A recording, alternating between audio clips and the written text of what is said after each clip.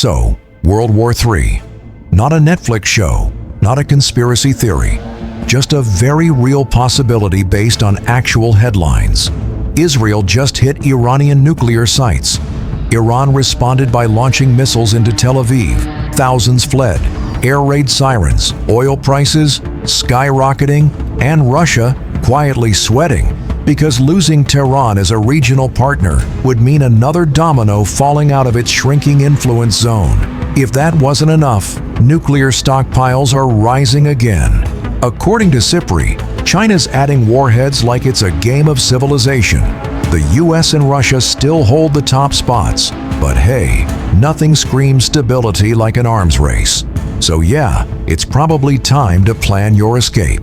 Here are the top 10 best places to hide if World War III breaks out.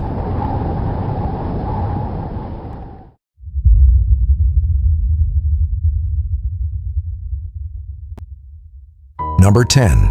Greenland. It's called Greenland, but it's mostly ice. Talk about false advertising. No one's fighting over Greenland unless Trump tries to buy it again. And even then, it'll be more awkward than violent.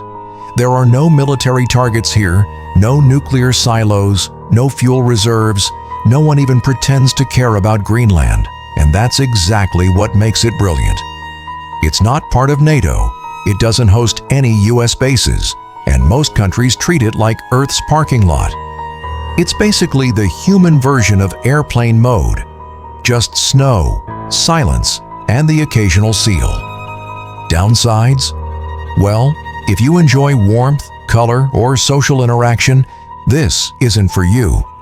But if your goal is pure survival, bring 12 jackets and vanish.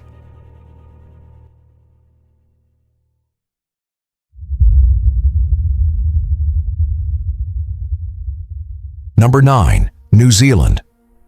Always on these lists, and for good reason. It's like Australia's younger, less dangerous sibling. No deadly animals trying to kill you, beautiful landscapes, and it's so far from everything that most world leaders probably couldn't find it on a map if their lives depended on it, which, ironically, ours might. 0 major enemies, 0 nukes, and the locals are so chill, they'd probably offer a flat white before asking who you are.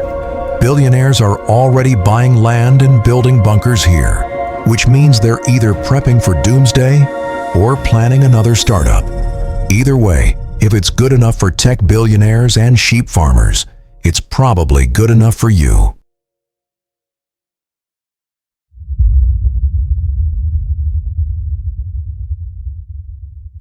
Number 8. Switzerland. The world's official, we're not involved country. Switzerland hasn't picked a side in anything since the dawn of time. They've built more bunkers than bank accounts, and that's saying something. Their mountains are natural shields. Their government is like a bureaucracy ninja, and their neutrality is legally protected. Plus, if you do survive the war, you'll emerge to fresh chocolate, stunning views, and functioning infrastructure. Also, nobody's bombing the place where their offshore account is located. That's just bad business.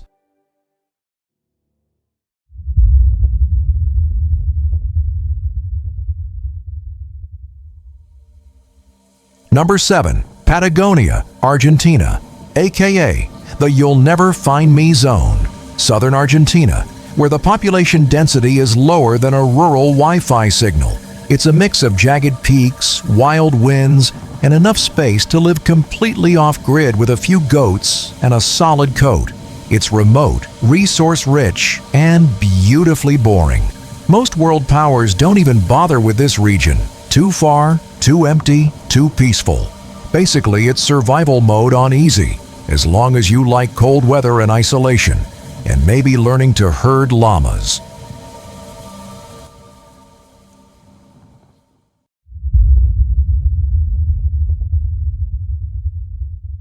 Number 6. Iceland volcanoes, glaciers, peace.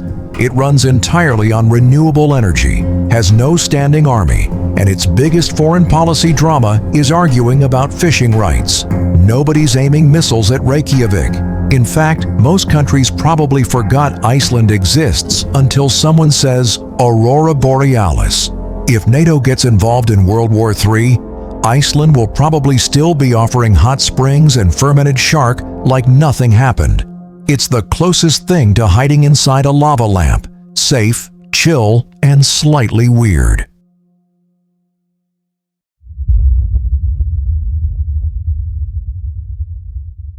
Number 5. Underground bunkers in Montana.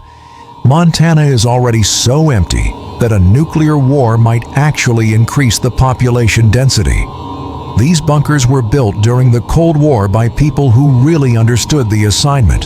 They're stocked with everything you need to survive, including enough conspiracy theories to keep you entertained for decades.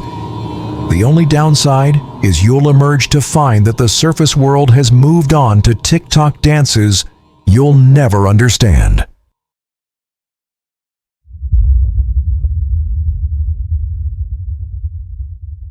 Number 4. Tuvalu. Blink and you'll miss it. Tuvalu is a tiny island nation in the Pacific that most people confuse with a typo. It's so isolated, there's no real reason for anyone to ever attack it. Unless the war is over tropical fish. No oil, no minerals, no strategic value. It's perfect. Only catch, climate change.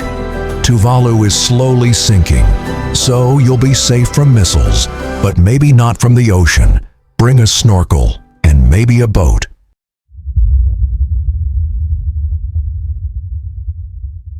Number 3. Brings us to Antarctica. Sure, it's colder than my ex's heart, but think about it. What military commander is going to waste resources conquering a continent made entirely of ice and penguins? The worst thing you'll face down there is frostbite and the occasional territorial dispute with a seal.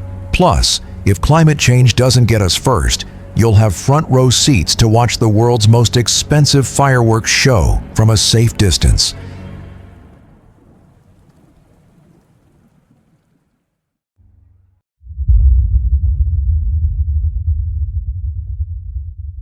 Coming in at number 2, the International Space Station. Okay, so getting there requires a few $1 billion in astronaut training, but once you're up there, you're literally above it all. The view is spectacular, the Wi-Fi is terrible, and the only thing that can reach you is space debris, which, let's be honest, is probably less dangerous than rush hour traffic. Just don't look down, because that's where all the explosions are happening. And since most of you can't afford this number 2, here's one you can afford.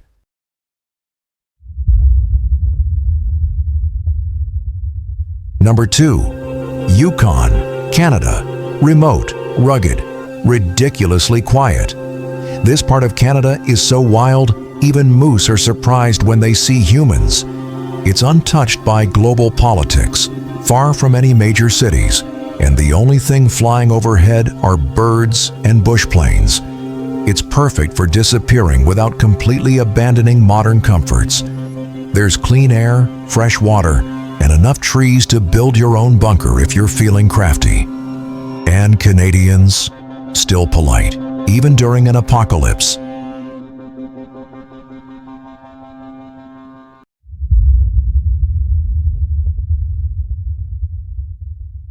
Number 1. Madagascar. Yup, real place, not just a cartoon.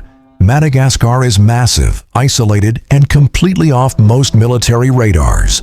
It has dense jungles, remote villages, and a strategic position that, actually, no, it has no strategic position, which is exactly why it's great. No one's planning a military operation there.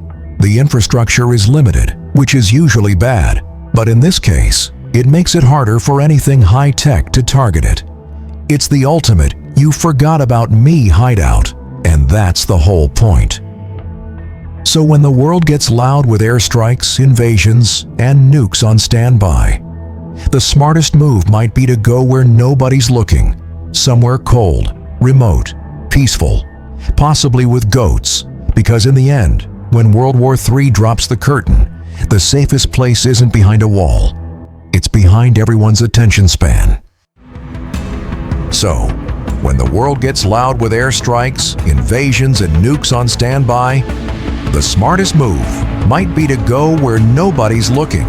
Somewhere cold, remote, peaceful, possibly with goats. Because in the end, when World War III drops the curtain, the safest place isn't behind a wall. It's behind everyone's attention span.